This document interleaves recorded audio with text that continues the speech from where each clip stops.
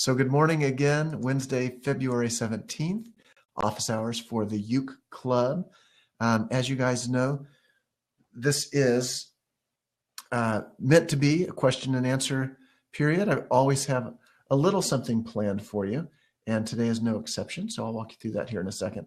I wanted to apologize for having to cancel last week out of the blue. My little son showed up with this huge swollen hand, and we just had no idea what it was.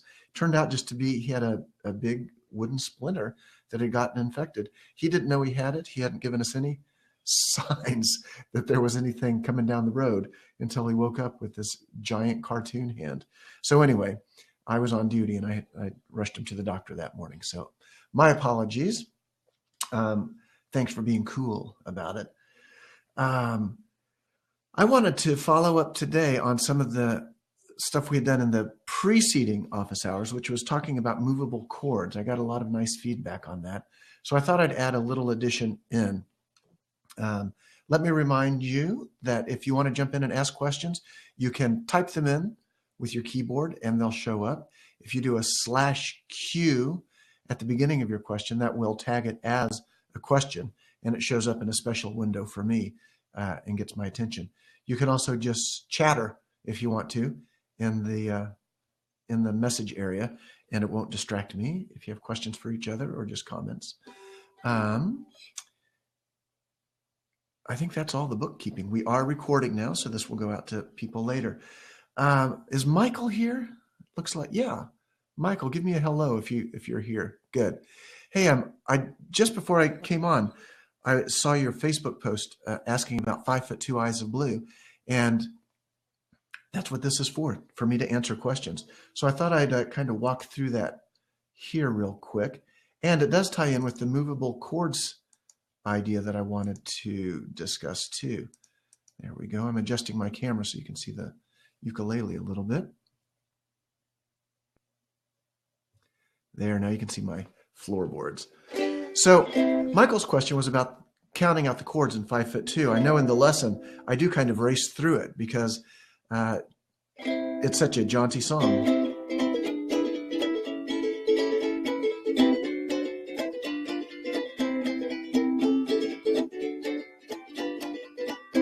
So I'm going to count it through for you, Michael, and for anyone else that would help. And then I'm going to show you a little up the neck movable chord finish for the song that I didn't put in the original video lessons. And then that will tie us into this idea that I want to share with you about some movable chord stuff in general. So here's the count. I'm just going to play through. The chords are C, 2, 3, 4, E7, 2, 3, 4, A7, 3, 4, 1, 2, 3, 4, D7, 3, 4, G7, 3, 4, C, 2, 3, 4. Now I'll just count it out without naming the chords. 1, 2, 3, 4, 1, 2, 3, 4, 1, 2, 3, 4, 2, 2, 3, 4, 1, 2, 3, 4, 1, 2, 3, 4, 1, 2, 3, 4, again. 2, 3, 4, 1, 2, 3, 4, 1, 2, 3, 4, 1, 2, 3, 4, 1, 2, 2, 1, 2, 3, 4, 1, 2, 3, 4, 1, 2, 3, 4, 1, 2, 3, 4.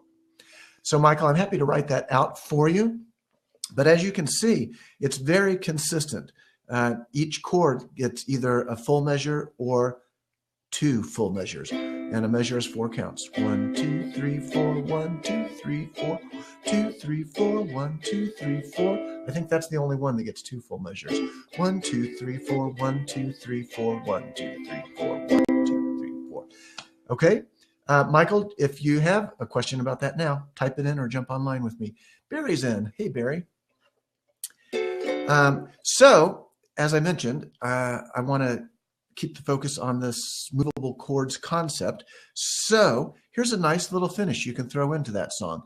For those of you tuning in late, we're looking at 5'2", Eyes of Blue. And this is a finish that you can throw on using a up the chord C. So just a quick review on what we're talking about there. Remember from 2 weeks ago, since we missed last week, it's what was my mnemonic that I gave you? I've got the saucy one in my mind. Gosh darn babies. That's the one I gave you, those gosh darn babies. So that means we're moving up the neck in a cycle of patterns. G, D, B, gosh darn babies. The G shape becomes the D shape, becomes the B shape. All right, now that's all floating around on other videos, so I'm not going to go into detail now, although I'm happy to answer questions on it. And what we can calculate from that is that there are some C positions further up the neck. So let's find one. Open C, the way we normally play it, using the structures of this formula, is really a D shape. Do you see why? Because, well, here's a D chord itself when we close it off. D, skip 2. All right, so if I shift it that way towards a C chord, because I'm going down the musical scale, D goes to D flat or C sharp with me. And then one more, you see my barring finger goes to imaginary fret 0. My finger on string 1 is still on string 1, but it is shifted down to the C note, which we recognize as the C chord. So do you see how the C chord, the open C chord, is really a D shape? Give me the big hands if that makes sense to you, or give me a comment, because this is a kind of a crucial concept to get. Okay, we have smart people online today. That's good. All right, so let's use our formula. Gosh darn babies. There's an old song, an old jazz standard called When I Think of the Lovin' That's Wasted on Babies. And it always makes me laugh. I don't know any of the other lyrics. When I think of the lovin' that's wasted on babies. So I kind of have those babies in mind, those little spoiled babies with all that lovin' wasted on them. Gosh darn babies. All right, so there's our formula. Remember, it loops around GDB, GDB. So wherever you start on G or D or B, it just goes to the next one in the loop. So G, D, I just told you that our C chord is a D shape. So the next one in this structure is going to be B. Yeah. So I'm going to find it's there, fret 3. So we're still at fret 3, and it's the B shape. Now you probably, very likely, already knew this version of C. This comes up pretty often too. All right, so first position C is based on a D. Second position C is based on a B shape. Remember, the shape is separate from the chord name. It's a B shape, but it's a C chord. So our next one in the pattern, this is a long explanation to give you one little tiny fill at the end of 5'2". The next one, G, D, B, is where we are. So we're going to find the G shape. I'm at fret 7 now. You probably got dots at fret 7.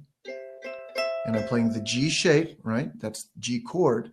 G shape at fret 7 is a C chord. You can test it. That's the sound of C. That's the sound of C. Sorry, Barry. I just saw your comment. Yeah, you really need a ukulele for every room. That's all there is to it. All right. So the nice thing about this is because it's up the neck, you can do an interesting walk up to it, which is, ooh, I didn't mean for it to be that. It's, and the wind cries, Mary. So first time I've tried Hendrix on a ukulele. So at the end of 5'2", we're playing it in the key of C. 5'2", eyes of blue. Oh, what those 5 feet could do. We end up on, has anybody seen my gal? We end on a C chord. So what if, instead of ending there where it's just sort of bland and predictable, has anybody seen my C? Just a little something at the end. Has anybody seen my gal? See what I mean? So by knowing that that C up the neck is available, thanks for the applause. Knowing that the C is available up the neck, that gives you something to shoot for. And I mean that physically to shoot for, as well as, I suppose, just as a goal. All right. So what am I doing just to analyze it in case you're not following me? I'm just finding the spot below the final chord. I'm reluctant to name it because it doesn't matter what it is. It's 2 frets below. So you have that movement, dot, dot, dot, 3 steps. The third step is the final chord. So you just need 2 frets below. Chord -1, or chord -2, the way I would think of it, Barry, because you're coming in 2 frets below. Chord -1, chord minus, I went too far.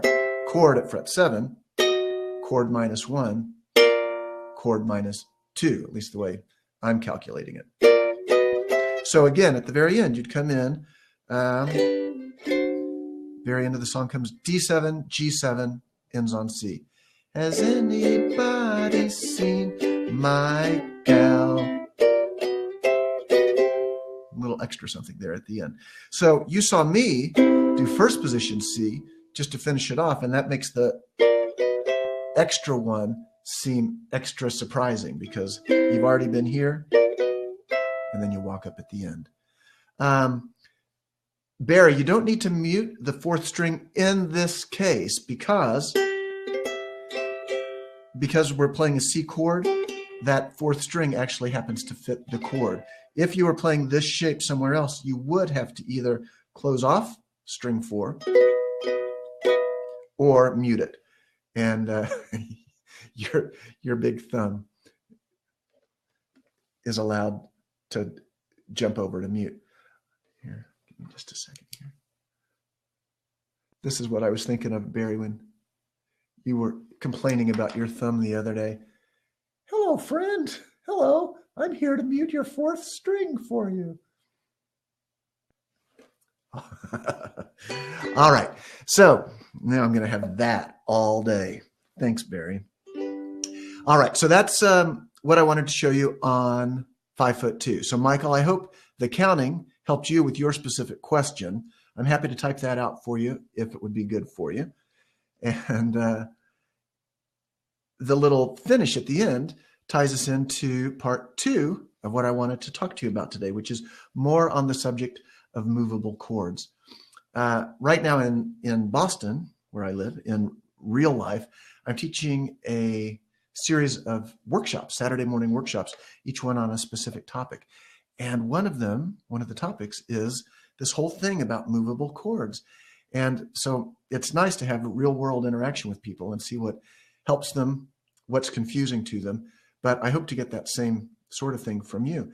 Now, the reason I have this particular batch of movable chords on my mind is because when I resolved to stop our daily lessons at month 6 instead of month 10, I was asking, well, what are some other things that would be helpful to you guys?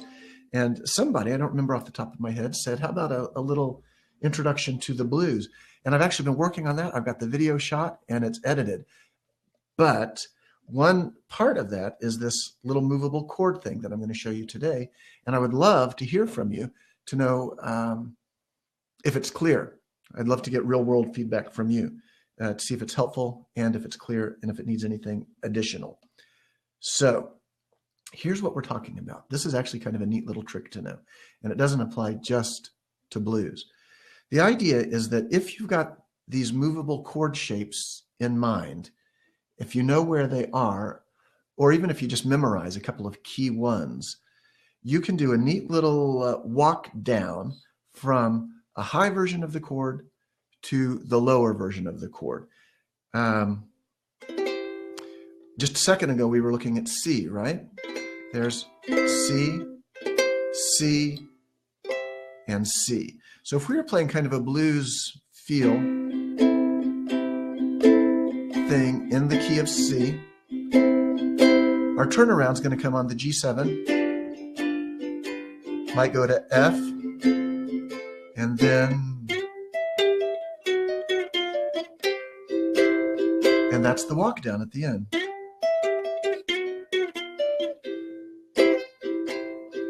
Okay, do you like the sound of it? Is it worth learning?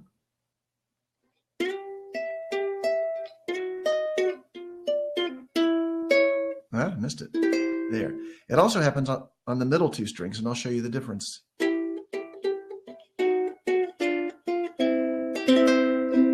Now this is just in the key of C, but this applies to all keys equally. So here's what I'm doing. I am simply moving from a high position of the chord to a lower position of the chord. And I'm walking right down the neck. You got to have that sound in mind. It's a very Buddy Holly thing, you know. He does that in, well, that'll be the day. But it's also a very Robert Johnson-y sort of blues thing. So it partly depends on which strings within the chords you choose to pluck, pick, or strum, and, you know, kind of the feel that you do it with. So here's exactly what's happening for the first one that I showed you. Third position C, that's our G. I'm actually thinking more of a C7 shape. In the same way that G can be played as a G7. C up here at fret 7 can be played as a C7. All right, so you could just strum your way down from third position C7 to second position C or C7. In this case, they're interchangeable. So if you strum it, you would get this.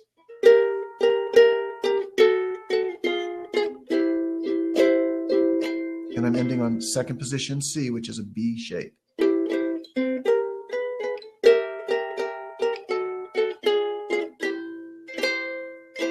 Now you don't have to play it exactly that way. That's just one very predictable rhythm.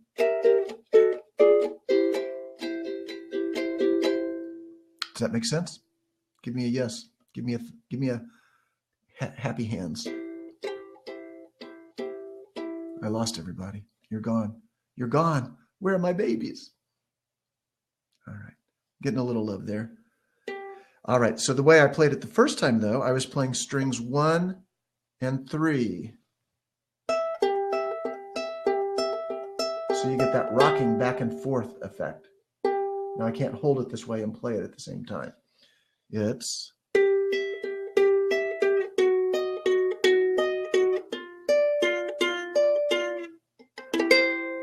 I think it's pretty groovy, man. Yeah, Jerry, I know what you mean. It's a very it's a classic walk down or a rundown. But once you know the mechanics behind it, you can apply it to any other key. So for example, let's shift it over into A, and then we'll come back to C to wrap it up, okay? Here's an A chord. You probably know that. Frets 2, 1, 0, 0. Second position A, well, a real easy way to figure that out is to, since you know A is close to G as you go up the scale, G shape goes to G sharp, same as A flat. One more fret, and that's a second position A chord for you. It's the G chord shape at frets 4 and 5. Test it. It's A. Yep, it's A, all right. Now in this case, Barry, going back to your question earlier, you don't want string 4 to ring out. You know, it actually gives it a nice discordant effect for a blues song. But generally, that's not going to work with your A chord in this case. So I'll mute string 4 either by touching it here or touching it here, there or there. Same thing though, you can walk from a high position chord down to the lower position chord and get that. Oh, I did something wrong. What did I do?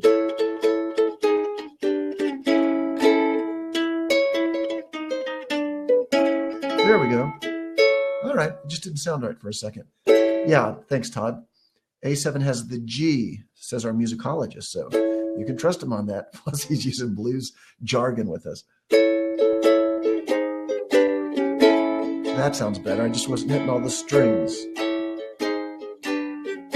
And again, you can walk down on strings 1 and 3, 1 closest to the ground.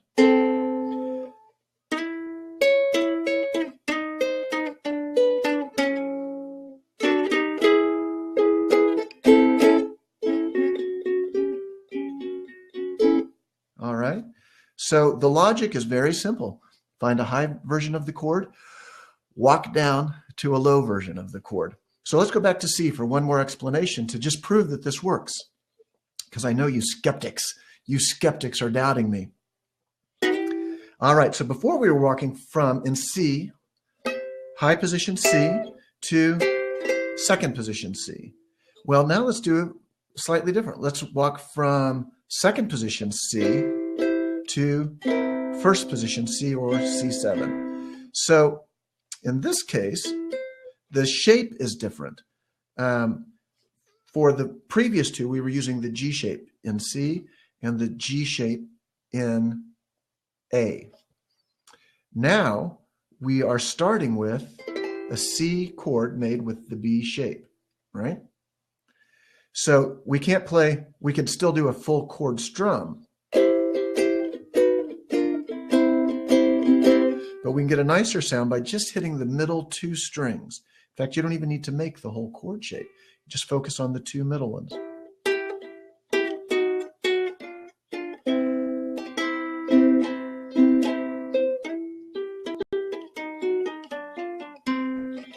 You end up on first position C. So another way to accomplish the same thing, except with a different shape. And obviously the same thing would apply as you go up the neck to other chords. So that's what I wanted to share with you today. It's all about movable chords. We keep coming back to it because it's so useful. And, you know, a lot of ukulele players just never go past those open first position chords. And you've got this whole neck up past fret 3 that's available for interesting things. So with our late start, we're running a little bit late, and I don't want to keep you guys hanging out all morning, but I'm happy to take questions. Type them in, jump on screen with me if you'd like to. I'm trying to think if there's anything vital that we need to announce within the Uke Club. I think we've just had good communications on our Facebook group, so everything is kind of chugging along. But as I mentioned, I have got that little blues program that I'm putting together. It should be available in the next few days. And somebody was asking about the beginners workshop that I had promised too, and that's taking a little longer than I had hoped. When I mentioned it, I had a set of beginner videos that I'd put together about a year ago that was fine, but after I announced it and said I was going to give this as part of the Uke Club, I decided that those videos were not really up to snuff and that I wanted to redo the whole course. So that is in the works, but like I said, it's just taking a little longer than I hoped. So I'm going to skim the questions, but it looks like everybody is satisfied. So I'll wish you a good morning to folks around the world. We'll get this link posted up soon so you can watch the replay, or the folks that were not here can watch the replay. Thanks for jumping in. I always appreciate folks showing up to play ukuleles. It's what I live for, man. So thanks, everybody, and I'll talk to you soon. Bye.